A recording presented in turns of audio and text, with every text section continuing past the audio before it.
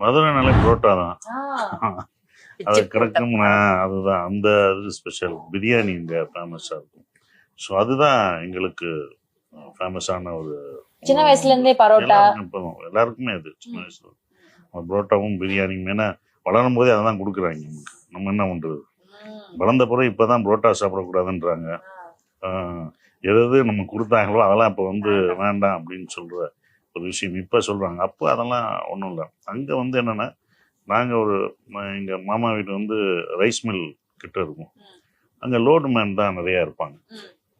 Load man மூட தூக்குவார். Load man போது மூட தூக்குவாங்க. அங்கே அரிசி வரும், மூட தூக்குவாங்க. அவங்க சங்கங்கள்லாம் இருக்கும். அது ஒவ்வொரு சங்கமாக லோடு மேனுக்கு இருக்கும். அவங்க மூட தூக்குறது தான் அவங்களோட இது. ஸோ அவங்களுக்கு வந்து ரைஸோ ஏதோ சாப்பிட்டா அவங்களுக்கு இதாக இருக்காது. அப்போ அவங்க புரோட்டா தான் சாப்பிடுவாங்க. அப்படி அப்படி ஃபில்லிங்காக இருக்கும்.